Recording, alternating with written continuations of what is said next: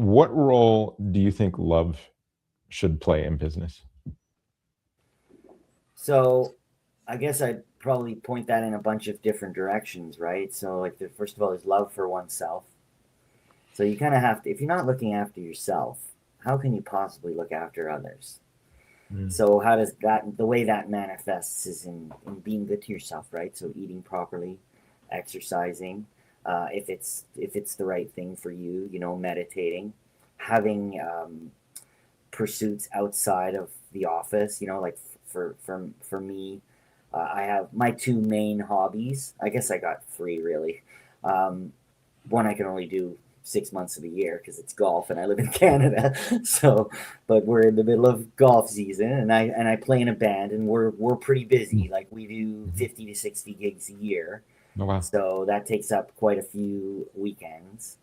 And I practice Taekwondo, and I actually go with my grandson. So we started that 3.5 years ago, and probably within around 9 months or so, I'll have my black belt. So that that and eating well and getting proper sleep and all that. So loving yourself, of course, right?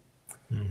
And then practicing love toward the people that are closest to you. So again, I know people that are not that nice to their family, but then try to pretend that they're nice at work, and that just doesn't work for me. So Yeah. the people that are closest to you, showing love to them in whatever the most appropriate way is. And there's too broad of a range of that to go into it. It depends on how old they are. It depends on what their needs are. For example, I have two grown daughters, but they have very different needs. And so, this is actually one of my philosophies about a good leader is a chameleon, right? So, a good leader knows how and what to be when.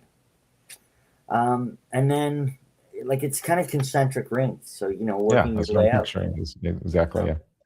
yeah. Yeah. So through your company, and then ultimately to the community, as we kind of touched on a few minutes ago. Yeah.